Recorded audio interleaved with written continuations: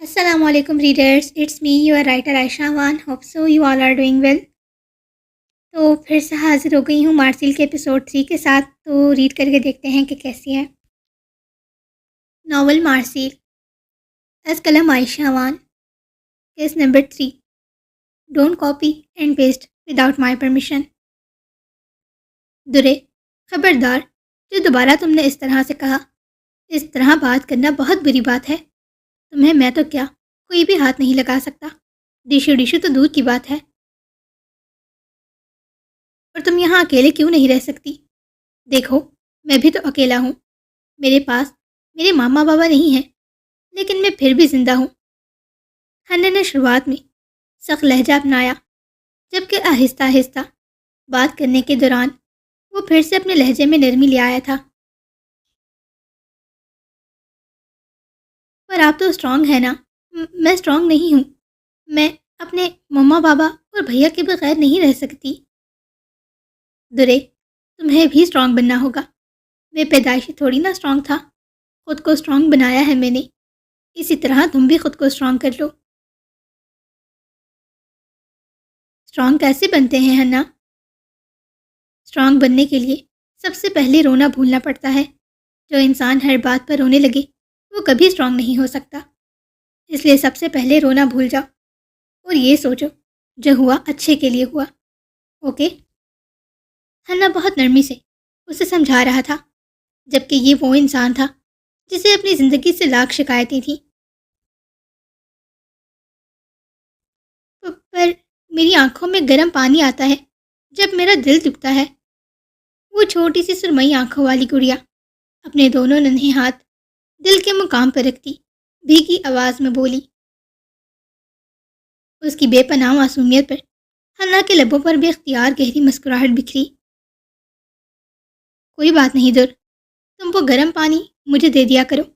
میں بالٹی بھر کر نہا لیا کروں گا. ویسے بھی یہاں گرم پانی نہیں آتا. گیزر جو نہیں ہے میرے پاس. ہنّا اس کے لائٹ گولڈن براؤن بالوں کو کان کے پیچھے اڑیستا مسکراہٹ دبا کر بولا، جس پر فاہا نے منہ پھلاتے ہنّا کو گھورا.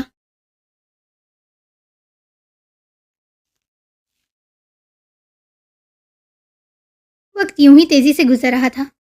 فاہا ان دنوں بے حد افسردہ رہتی. اکثر تو وہ روتے ہوئے ہی پائی جاتی تھی. ہنّا نے اس پر کسی قسم کا دباؤ نہیں ڈالا تھا، نہ ہی اسے چپ کروانے کی کوشش کرتا. ماں باپ اور بھائی کو ایک ساتھ کھونے کا غم اتنا چھوٹا نہ تھا کہ ایک دن کے رونے سے بھلا دیا جاتا. 3 دن گزر چکے تھے. ہنّا ہمیشہ کی طرح آج بھی گھر کے باہر تھلی پر بیٹھا چاند کو دیکھتے ہوئے اپنی سیاہ زندگی کے بارے میں سوچ رہا تھا، جب فاہا اپنے ننھے قدم باہر کی جانب لیتی. دروازہ کھول کر ہنّا کے کندھے پر ہاتھ رکھے اسے پکار اٹھی. ہنّا، درے، تم اٹھ گئی؟ ہنّا نے گردن موڑتے فاہا کے معصوم چہرے کی جانب دیکھا. ہنّا، آپ پریشان ہیں؟ نہیں تو میں کیوں پریشان ہونے لگا؟ نظریں چراتے ہوئے. میں جانتی ہوں آپ پریشان ہیں ہنّا. میں نے فیصلہ کر لیا ہے. میں اب سے اسٹرانگ گرل بن جاؤں گی اور کسی بھی بات پر اب سے نہیں رہوں گی. آپ کو بھی پریشان نہیں کروں گی. اپنا ننھا سا ہاتھ ہنّا کے کندھے پر رکھتے ڈھیروں معصومیت چہرے پر سجائے بولی، گڈ گرل. مدھم سا مسکراتے اسے ہاتھ سے تھام کر نرمی سے اپنے گلے سے لگایا. درے، جی. اپنے ننھے ہاتھ ہنّا کی کمر پر باندھے. تم کیسے آ گئی میری زندگی میں؟ فاہا ہنّا سے الگ ہوتی معصومیت سے ہنّا کا حسین چہرہ تکنے لگی. اس کے الگ ہونے پر ہنّا نے پھر سے اسے اپنے گلے سے لگایا، جیسے کہنا چاہتا ہو بس پاس رہو، لمحے کے لیے بھی جدا نہ ہونا. ہنّا سیڑھی پر بیٹھا تھا، جبکہ فاہا اس کے آگے کھڑی اس کے گلے سے لگی ہوئی تھی. ہنّا، کیا آپ کو میرا آپ کے ساتھ رہنا اچھا نہیں لگتا؟ چپ رہو، مجھے فضول گوئی پسند نہیں. اسے اپنے گلے سے لگائے اس کے نازک کندھوں پر اپنی تھوڑی جمائے آنکھیں موندے سکون سے بولا، کچھ دیر تک ان کے درمیان یوں ہی خاموشی رہی۔ فاہا اپنی پھولی گال حنا کے کندھے پر ٹکائے کھڑی اس کے کچھ بولنے کا انتظار کر رہی تھی، مگر حنا ہنوز یوں ہی خاموش بس اسے گلے سے لگائے بیٹھا تھا۔ حنا، خاموش فضا میں فاہا کی بے حد میٹھی اور معصوم آواز گونجی۔ کیا آپ کو اسٹرانگ لڑکیاں پسند ہیں؟ مجھے اسٹرانگ لڑکیاں نہیں، اسٹرانگ درے پسند ہے۔ مدھم سا مسکراتے فاہا کے لائٹ گولڈن بالوں کو کان کے پیچھے اڑیستے نرمی سے استفسار کیا۔ حنا کی بات سنتے فاہا کے ہونٹوں پر بڑی سی مسکراہٹ پھیلی۔ حنا، اب میں اسٹرانگ ہو گئی ہوں، روں گی بھی نہیں۔ کیا اب میں آپ کو پسند ہوں؟ اپنا ننھا سرخ سفید مومی ہاتھ حنا کے گال پر رکھے معصومیت سے بولی۔ حنا نے کچھ پل اس کی خوبصورت کان جیسی سرمئی آنکھوں میں دیکھا، پھر گہرا مسکراتے استفسار کیا۔ ہاں، بہت پسند ہو۔ فاہا کھلکھلا کر خوش ہوتی اپنے ننھے بازو حنا کے گلے سے لپیٹ کر اس کے سینے سے لگی، جبکہ حنا بھی گہرا مسکراتا اس کی نازک سی کمر کے گرد اپنا حصار مضبوط کر گیا۔ وقت کا کام تھا گزرنا۔ حنا کی شفقت اور توجہ سے فاہا آہستہ آہستہ اپنی زندگی کی طرف واپس لوٹ رہی تھی۔ اب وہ روتی نہیں تھی، اپنے وعدے کے مطابق۔ یہ کیا، پھر سے نوڈلز؟ ہمیشہ کی طرح آج بھی ناشتے میں نوڈلز دیکھ فاہا نے منہ بسورا تھا۔ تو اور کیا کھانا چاہتی ہو تم؟ شکر کرو یہ بھی مل رہا ہے، ورنہ تو بھوکا رہنا پڑتا۔ حنا نوڈلز اس کے ہاتھ میں تھماتا گوری سے نوازتے ہوئے بولا۔ پر کیا ہم کچھ اور نہیں کھا سکتے؟ پیسے نہیں ہیں میرے پاس، اگر تمہیں نہیں کھانا تو رہنے دو، سنجیدگی سے کہتے آلتی پالتی مار کر بیٹھتا اپنے نوڈلز کھانے لگا۔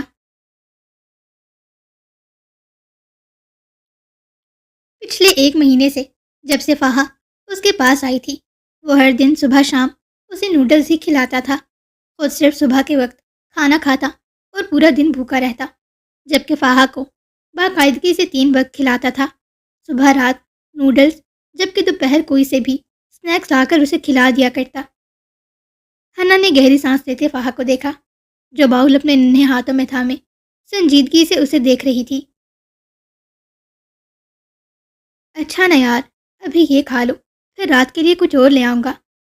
چاپ سٹکس ہاتھ میں پکڑے فاہا کا پھولا گال کھینچتے منت بھرے لہجے میں بولا۔ فاہا منہ پھلاتی حنا کیسے انداز میں ہی بیٹھ کر نوڈلز کھانے لگی۔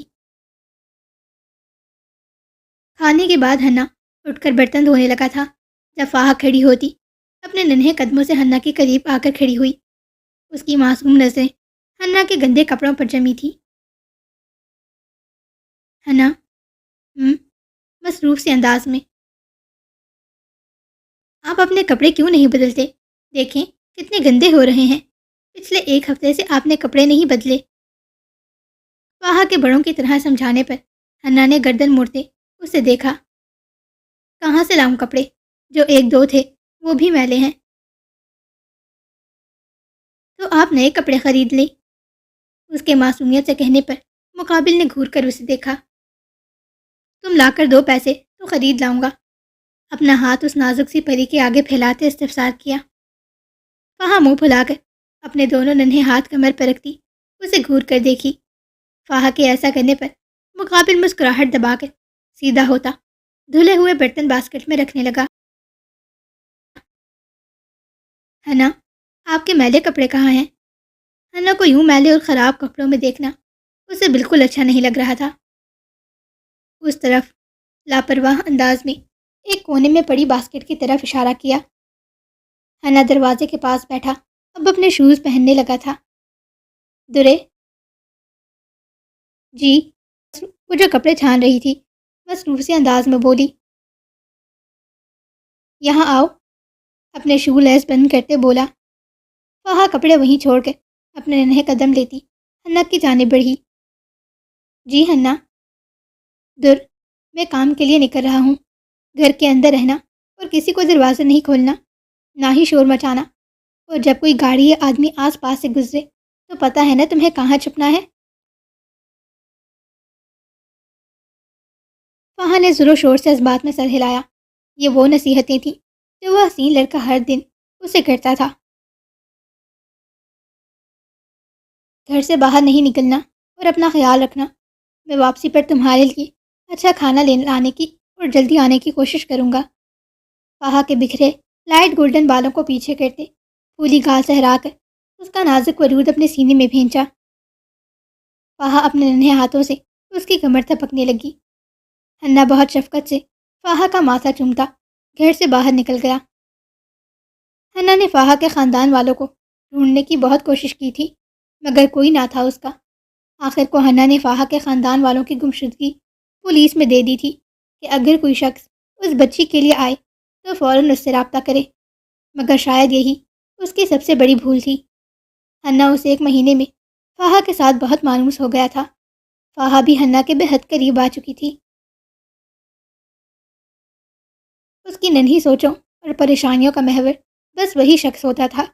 فہا کی دنیا ہنا سے شروع ہوتے اسی پر آ ختم ہوتی تھی۔ دوسری جانب ہنا بھی تنہا تھا۔ فہا کے آنے سے بہت کچھ تھا جو اس حسین لڑکے کی زندگی میں بدل گیا تھا۔ وہ شخص جسے اپنے اندھیر مستقبل اور اندھیر ماضی کو سوچنے سے فرصت نہیں ملتی تھی، اب وہ ہر پل بس اپنی دورے کے بارے میں سوچتا تھا، اس کی فکر میں اپنا دن رات ہلکان کرتا تھا۔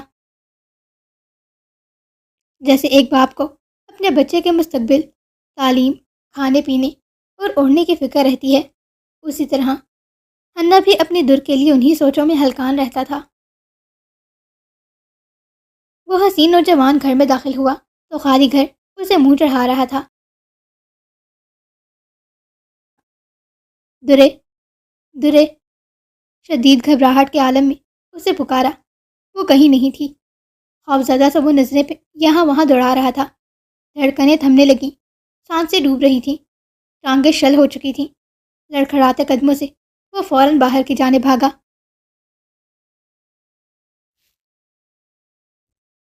دماغ میں کئی طرح کی سوچیں آ جا رہی تھیں۔ اگر فہا اس کے دشمنوں کے ہاتھ لگ گئی ہوئی تو یہ سوچ ہی اس کے لیے سہانے روح تھی۔ اپنی وجہ سے وہ اس نازک وجود کو کھو نہیں سکتا تھا۔ چند لمحوں میں ہی اس نے ایک ایک علاقے کا چپا چپا جان مارا تھا، مگر اسے وہ نازک وجود کہیں نہ ملا۔ آنکھوں میں نمی کے ساتھ سیاہ دھند چھانے لگی تھی۔ یوں لگا جیسے سانسیں تھم جائیں گی، دل بند ہو جائے گا۔ قدم گھسیٹتے وہ واپس گھر کی جانب آیا، جہاں اسے کچھ کھٹ پھٹ کی آوازیں سنائی دیں۔ اس نے اپنے بھاری قدم گھر کی پچھلی جانب لیے۔ نظریں جیسی ٹھہر سی گئی۔ 1 پل، 2 پل، اور بس وہ یوں ہی تکتا رہا۔ وہ ننھی پری گھر کی پچھلی طرف پتھروں پر بیٹھی سخت ٹھنڈ میں اپنے ننھے مومی ہاتھوں سے مقابل کے کپڑے دھو رہی تھی۔ درے ایک شفاف قطرہ اس کی خوبصورت آنکھ سے نکلتا گال پر بہہ نکلا۔ فہا نے گردن موڑتے پیچھے دیکھا۔ ہنا معصوم سے چہرے پر گہری مسکراہٹ سجاتی اپنے ننھے ہاتھوں کو جھڑک کر اپنے ننھے قدم اس کی جانب بڑھانے لگی۔ جب مقابل بلٹ کی رفتار سے اس کی طرح بھاگتا، پل میں اس کو اپنے سینے میں بھینچ گیا۔ دل کی دھڑکنیں اپنے معمول پر آنے لگی تھیں۔ سانسوں کو کھلا راستہ مل گیا تھا۔ اس حسین نوجوان نے مزید اس کی نازک سی کمر کے گرد بازو لپیٹتے اسے اپنے سینے میں بھینچا۔ یوں محسوس ہو رہا تھا جیسے اسے نئی زندگی مل گئی ہو۔ کیا کر رہی ہو تم یہاں؟ کہا تھا نا تم سے گھر سے باہر نہیں نکلنا۔ ہنا، میں آپ کے کپڑے دھو رہی تھی۔ دیکھیں، میں نے سب دھو دیے۔ اب آپ کو میلے کپڑے نہیں پہننے پڑیں گے۔ فہا کے معصومیت سے کہنے پر ہنا نے اس کی ہاتھ کے اشارے کی طرف دیکھا، جہاں اس نازک پری نے اپنے ننھے ہاتھوں سے اس کے کپڑے دھو کر پتھروں پر سکھانے رکھے ہوئے تھے۔ کچھ کپڑے ابھی بھی پڑے تھے جنہیں وہ ہنا کے آنے سے پہلے دھو رہی تھی۔ اس ویران گھر کے پیچھے ایک چھوٹی سی ندی تھی، جہاں بیٹھ کر اس نے سارے کپڑے دھو لیے تھے۔ ہنا نے بے یقین حیران نظروں سے فہا کے مسکراتے معصوم چہرے کو دیکھا۔ درے، تم نے اتنے سارے کپڑے دھو لیے اتنی سخت ٹھنڈ میں؟ کیوں؟ کیونکہ فہا نہیں چاہتی اس کا ہنا گندے کپڑے پہنے۔ کون فہا؟ اس کے معصومیت سے کہنے پر مقابل ایک دم الجھ کر کوئی نہیں، زبان دانتوں تلے دباتی کھسیانی سے ہنستے ہوئے بات بدل گئی۔ ہنا نے سر جھٹکتے اس کے ننھے ہاتھ اپنے ہاتھوں میں تھامے۔ اس کے ننھے مومی ہاتھ ٹھنڈ کی وجہ سے بے انتہا ٹھنڈے اور سرخ پڑ چکے تھے۔ ہنا فوراً اسے گود میں اٹھاتا گھر کی جانب آیا۔ اندر داخل ہوتے جلدی سے کھڑکیوں اور دروازوں کو کس کر بند کرتے فہا کو نرمی سے گدے پر بٹھایا۔ اس کے کپڑے بھی بہت حد تک بھیگ چکے تھے۔ اس کی طبیعت خراب نہ ہو جائے، یہی سوچ سوچ کر ہنا کی جان ہلکان ہو رہی تھی۔ ہیٹر تو تھا نہیں اس کے پاس، اس لیے گیس آن کرتے فوراً اپنی شرٹ اتاری۔ درے ادھر آؤ فوراً۔ وہ جلد باز لڑکا جلدی میں یہاں وہاں کچھ نہ کچھ تلاش کرتے ہوئے اسے پکار رہا تھا۔ فہا اٹھ کر اپنے چھوٹے چھوٹے قدم لیتی ہنا کے پاس جا کھڑی ہوئی۔ یہ لو، باتھ روم جا کر فوراً اسے چینج کرو۔ اپنی شرٹ اتار کر فہا کے ننھے ہاتھوں میں تھمائی، جبکہ فہا کی نظریں ہنا کے گورے چمکتے سینے پر جمی تھیں۔ درے، کیا کہہ رہا ہوں میں تم سے؟ اسے ٹکٹکی باندھے اپنی طرف تکتا پا کر ہنا نے سخت لہجے میں استفسار کیا۔ پر یہ تو آپ کی شرٹ ہے، آپ کیا پہنیں گے؟ میری فکر نہیں کرو تم، فوراً جا کر کپڑے بدلو، ساری بھیگ چکی ہو تم۔ ہنا نے ڈپٹنے کیسے انداز میں کہتے اسے فوراً باتھ روم کی طرف دھکیلا۔ ہنا نے چولہا جلا کر فلیم بڑھا دی تھی تاکہ آگ کی حرارت سے ہی کمرہ کچھ گرم ہو جائے۔ وہ حسین لڑکا ٹھنڈ کے مارے ٹھٹھر رہا تھا۔ اپنے دونوں بازوؤں کو سینے کے گرد لپیٹے کمرے میں چکر کاٹتے ہوئے وہ اس ننھی پری کا انتظار کر رہا تھا۔ کچھ ہی دیر میں فہا ہنا کی بڑی سی شرٹ پہنے باہر نکلی۔ وہ شرٹ نہیں، خاکی رنگ کا ٹام بوائے ٹائپ سویٹر تھا جو فہا کے گھٹنوں سے کافی نیچے تک آ رہا تھا۔ ملنگ بن کر وہ باتھ روم سے باہر نکلتی اپنا معصوم سا چہرہ اوپر کو اٹھائے ہنا کو دیکھنے لگی۔ ہنا نے پیچھے مڑ کر اس ننھی پری کو دیکھا۔ پہلی بار اس نے ہنا کی کوئی چیز پہنی تھی۔ گہرا مسکرا کر ہنا گھٹنوں کے بل اس کے پاس نیچے جھکا۔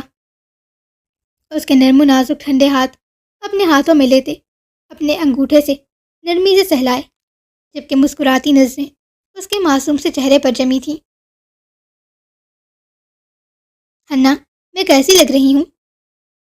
میری ملنگ لگ رہی ہو، میری ملنگ لگ رہی ہو۔ ہنا نے ہنستے ہوئے اس کی پھولی سرخ گال پر اپنے لب رکھے، پھر اس کی آستینیں فولڈ کرنے لگا۔ ہنا کی ایک آستین میں اس معصوم جان کے دو بازو آرام سے آ سکتے تھے۔ چلو یار، آؤ کہ کھانا کھائیں، تمہارے چکر میں کب سے بھوکا ہوں میں، کھانا بھی ٹھنڈا ہو گیا ہوگا۔ اس کا ننھا سا ہاتھ اپنے ہاتھ میں تھامتے گدے تک آیا۔ ہنا، اس ڈبے میں کیا ہے؟ بریانی لایا ہوں آج تمہارے لیے، ہنا گہرا مسکرا کر کہتا اسے ساتھ لیے گدے پر بیٹھا۔ بریانی؟ فہا کی مارے خوشی سے چیخ نکلی تھی، جس پر ہنا کہکہا لگا کر ہنس دیا۔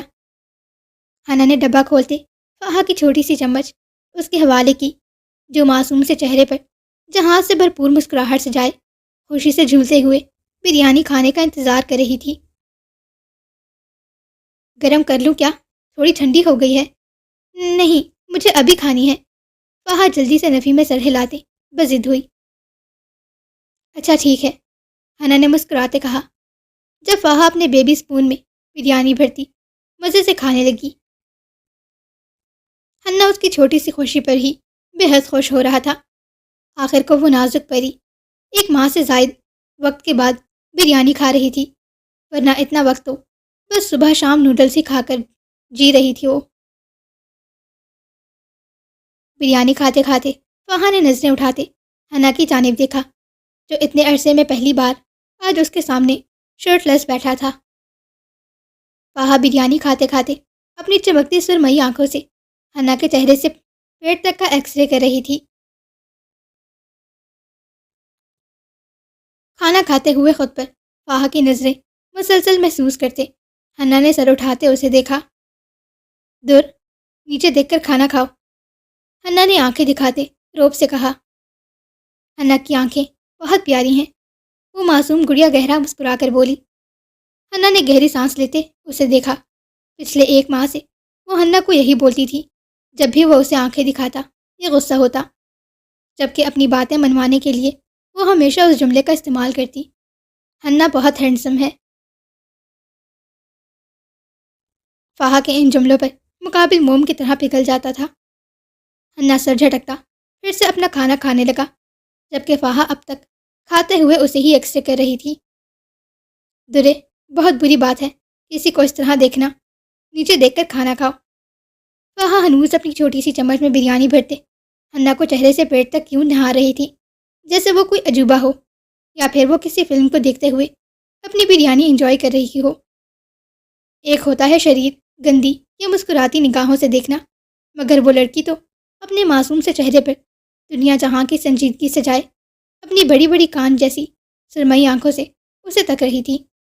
اس کی آنکھوں میں کوئی تاثر نہیں تھا جو ہنا کو عجیب سی کیفیت میں مبتلا کر رہا تھا۔ تنگ آتے چمچ ڈبے میں ہی پٹک کر کھڑا ہوتا، رضائی اٹھا کر اپنے گرد لپیٹتا، واپس آ کر بیٹھا۔ ہنا کا منہ پھول چکا تھا، جبکہ ہنا کو رضائی لپیٹتے دیکھ فہا کی خوبصورت آنکھیں مسکرائی تھیں، مگر چہرہ سنجیدہ ہی رکھا۔ اکثر اوقات ہماری آنکھوں کے سامنے بہت کچھ غلط ہو رہا ہوتا ہے، مگر ہماری نظریں اسے نظر انداز کر جاتی ہیں، اور یہی اس غلطی کو عام کرنے کی وجہ بنتی ہے۔ اگر اپنی زندگی کا ایک لمحہ بھی اس غلطی کو غور و فکر کرنے میں لگا دیا جائے تو بہت سے لوگ اپنی غلطی سدھار سکتے ہیں۔ جیسے اس کہانی میں ہنا بظاہر مجبوری میں ہی صحیح مگر شرٹ لیس فہا کے سامنے بیٹھا تھا، جبکہ اس کا یوں بغیر خود کو کور کر کے بیٹھنا غلط تھا۔ فہا کے مسلسل اسے دیکھنے کی وجہ سے اسے اپنا آپ عجیب محسوس ہونے لگا، جس پر ہنا نے فوراً اٹھ کر اپنے جسم کو ڈھکا۔ ہمارے معاشرے میں بھی ایسے